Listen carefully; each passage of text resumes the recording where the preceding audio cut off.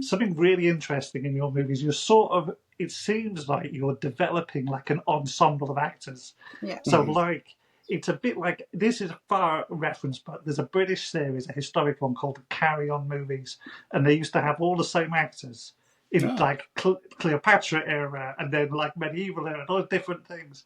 And it's like maybe like Scary Movie series is a little bit like that when you have the reoccurring actors do and everyone knows them, and it sort of becomes like almost like a comedy instead of a horror. Like, is that what's happening with yours? Like, what are you going for when you're picking these actors?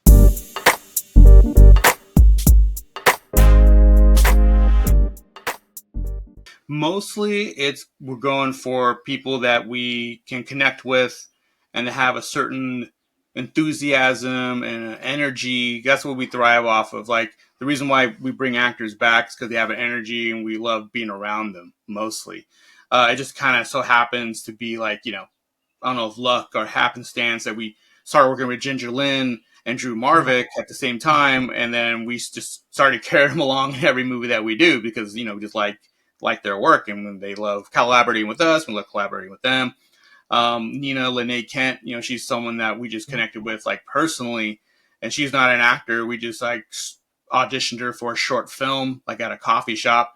And she was just, so nice and sweet, and we just got along, and just kind of come from similar backgrounds and experiences. And when she's around, she just really brings the energy to a set, and when you really need it, because sets are, film shoots are very, very long, and you need someone who can just stay up and be positive like throughout the whole thing, like never complains, never throws a fit, never gets mad or angry or anything. They're just, for her in particular, she's just always down, a big wealth, a fountain of energy, and that's something you just can't replicate in people. So when you find someone like that, you just got to hold on to them and bring them along for everything. Yeah. But yeah, the ensemble, I've always loved ensembles. Like, again, Spanish Scorsese, I've always loved seeing Harvey Keitel and Joe Pesci Yeah, show the up in same all guys these too. movies. Yes, of course. Yeah. De Niro. De Niro, exactly. Yeah, how could I forget De Niro? So yeah, I do like that, and I do love that from those movies, and like Wes Anderson. He tends to bring back like his favorite staples. Mm-hmm. I kind of view it also similarly to like an SNL, like a Saturday Night Live cast, where they have like their mainstays that are there season after season, and hopefully they'll come along for the next season, and maybe they can't because they're too busy with other things.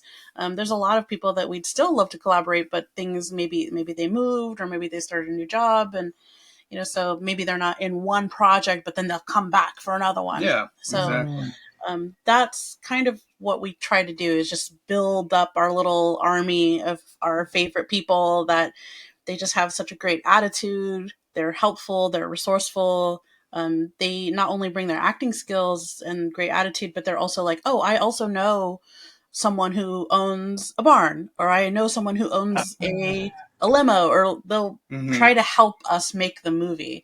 Very resourceful. People who are like helpful for us, and they just are just so happy to be part of it. That attitude really helps carry us through the times that we're exhausted and tired. Like, why are we doing this? So having great people, it is part of a key to our success, is like trying to surround ourselves with people who have such positive attitudes. They're really encouraging and helping us instead of slowing us down. Right. The last time we shot with Ginger Lynn in Las Vegas earlier this year, there were some people who were hungry on the set and didn't get to go get anything to eat. She said, "Oh, I'll make you guys something," like while we were setting up lights and stuff. So she started making us like these burger tacos, I think. They're like ground up beef and like a quesadilla type of thing. So she was just making food for everybody on the set. She's and letting us shoot there. And letting us shoot at her house and bringing out snacks and just being so welcoming and generous. She did not have to do that. No, she doesn't have to do that at all. I mean, she works on all kinds of movie sets where, she is the star and they cater to her.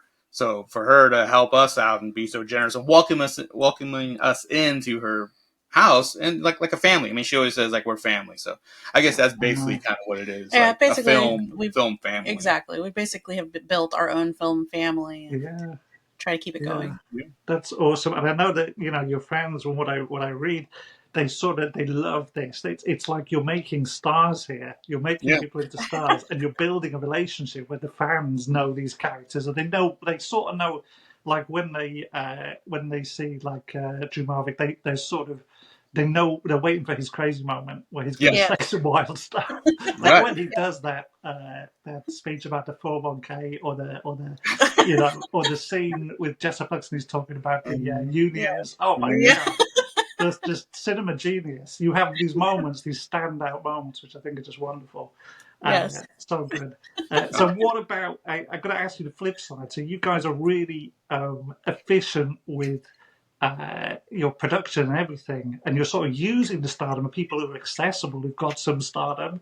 And a lot of the women in your films, they have, let's say, like alternative digital stardom. They have a sort of adult entertainment following, stuff like that. Yeah. And they're managing that. Is that something, does that help your success? Because they have like Instagram, they got fans, they can promote the movies. Yeah. Is that like a big part of it, do you think? It was totally strategic, actually. Back when we did Streets of Vengeance, we worked with normal people that are just from around our town. But since the movie deals, like the story is set in the adult film world, we were thinking about how we could round the movie out more, make it more realistic, more believable. So I was telling Paul, like, I bet we could hire an actual adult film star to be in the movie. And he was like, what? How do we even, who? Yeah, that was never even a thought at the beginning of writing the script. Like, how do we even get in contact with them? I don't even know any. Like, how do we? So we did our own little digging and found a few real adult film stars and reached out and they said yes. So we have Ginger Lynn's in there, former, major adult film star, and we had Sophie D, Alexis Amore, Joanna Angel, and it's funny to see like the fans that they brought to, like the eyes they brought to Streets of Vengeance. And then after that, we were like, okay, that's pretty cool. So after Streets of Vengeance, then we were like, okay, we need to bring more people that have like big following, because once they start sharing like, hey, I'm in this project, it's just going to attract more attention to the project. So people like Jessa Flux, who's like huge in the independence world, she's someone who has come on to a couple of our projects now, and like Victoria, Krystal Shay. There's been a lot of they have big followings, and they have great Lil Puck on this film. On this film, yeah.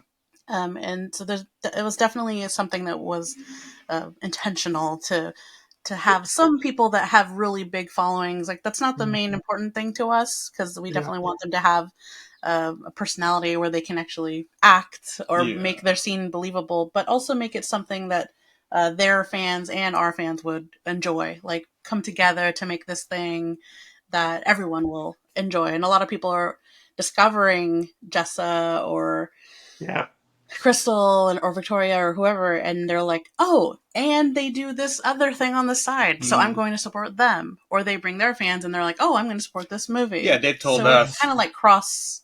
Yeah. And it's blurring. It's blurring so much. Like this. Who was in I forgot her name, but she was in Euphoria. There was an actress in Euphoria, and she was doing that kind of work, and she was that kind of famous. And I don't know. I'll put a picture in when I edit. People will see. So it's an industry thing. It's happening, and you're onto something. I think you're really, it's so smart, so smart. Yeah.